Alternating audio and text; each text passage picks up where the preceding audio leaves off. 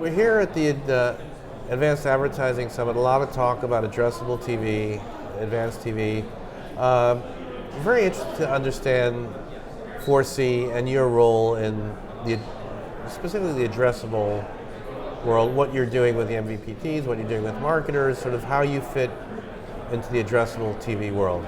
Yeah, Andy, I think it's important to note that marketers, since the dawn of marketing, have been trying to reach the right person with the right message at the right time in the right context. And TV, for all its glory, and it should be praised for that glory, has been and still is able to reach large audiences with multiple senses, sight, sound, and motion, and can deliver a powerful message. Again, in the right context, to great audiences at the right time. However, then digital came up and said, you know what? One person who has one interest shouldn't necessarily see the same ad as another person that has other interests. And the infrastructure necessary to deliver those separate messages to separate households that might be right next to one another has taken time in television to build.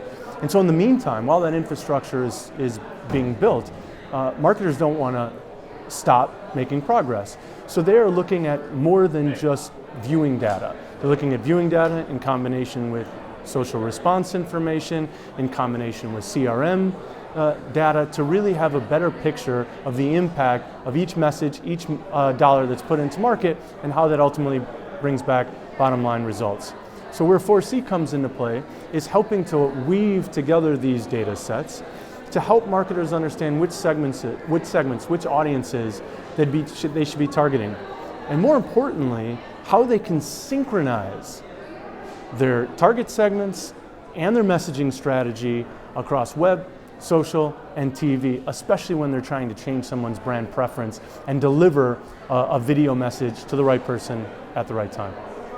So Lance, could you please sort of explain your offering versus any number of data providers? What's unique about the 4C offering? Yeah, I think there's a bookend of differentiation when it comes to 4C.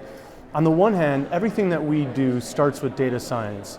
My friend and co-founder, Dr. Alok Chowdhury, the former head of computer science and engineering at Northwestern University, 30 years of big data science at the heart of what 4C does. So our ability to bring together data sets to crunch trillions of nodes of data in order to break out, isolate, find that insight that helps marketers really alter their strategies for the better, again, is our foundation.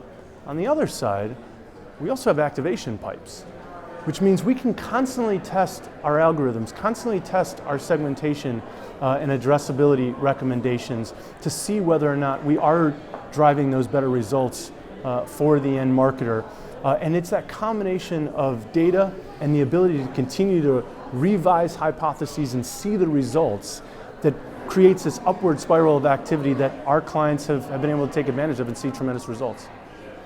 So, tell us a little bit about what you crunch. Also, in other words, all that information you crunch, and also, of course, the information that you get through what used to be called Civolution, or the where you monitor the world's TV. So, give us an idea of how that fits and the other data sources you crunch. Yeah, for sure. I think when marketers started to realize that they wanted to get just beyond reach frequency, they wanted to understand engagement, they wanted to understand the impact of television especially.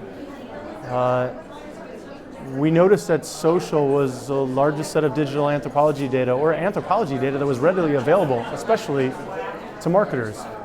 And we were able to, through our data science, understand and be able to tie a television message to a social response.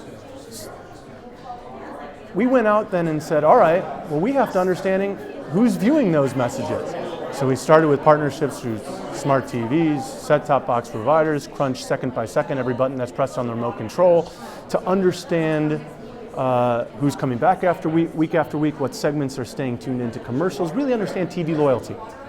Then we got social response. So it's beyond just reach and frequency. But at that point we said, we have no idea what content, what ads are running where. And so we went out and we acquired Teletrax, formerly part of Civolution, which we have the world's largest TV monitoring network. 2,200 channels, 76 countries. We can see everything that's happening on TV. It's as if someone is writing second by second every moment that's happening, from a three-pointer being made to an AT&T ad running on television. And so now, because we can see who's exposed, we know what they're exposed to and what type of response they have, we can use that information to understand a brand's performance against itself, against the genre, against specific competitors. We can understand what messaging is really resonating with what segmentation. And again, we can coordinate, we can synchronize targeting segments and messaging across social, web, and video, and do it in near real time. Well, Lance, finally tell us, who are your clients and what's the business model? Sure, we actually have 4 different sets of clients. We have some of the largest agencies in the world are our clients. Some of the largest brands in the world are our clients. They use our technology to make better decisions around what message, what target they should be going after, and how to again coordinate those efforts so that they get the full benefit of integrated marketing campaigns. We have TV networks as our clients who are trying to understand how to plan and sell more impactful TV advertising campaigns. And then we also have content producers who are trying to understand what content they should produce, where it gets disseminated, how much earned media they're getting for that content. And all four of those client bases come together around trying to understand what message, what person, what time, what context. And it takes a lot of data science and it takes a lot of synchronization to be able to make that work in concert. Cool. And the business model, the pricing, how does that work? Yeah, so there's 2 different models. There are folks who subscribe to our software. First of all our software is single sign-on, so you can get everything that I just talked about in a single location.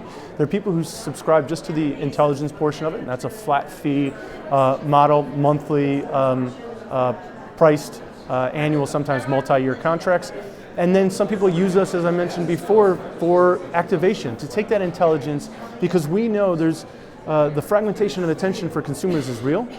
We know that only a few moments is a consumer really open to a brand message, and data is only as good as the actions that result from it. So if the data supply chain doesn't take advantage of those actions, then you don't get the full benefit. And so we have an activation platform that allows marketers to use our intelligence and place ads directly into the big 6 social platforms: Facebook, Instagram, Twitter, LinkedIn, Pinterest, and now Snapchat. Very exciting. And we also have built out our first 3 partnerships with programmatic TV pipes so that they can place ads directly into those as well. And we have partnerships to be able to place ads through DSPs into web-based video inventory and mobile as well. So the business model there is sometimes flat fee, all you can eat, sometimes it's a percentage of media.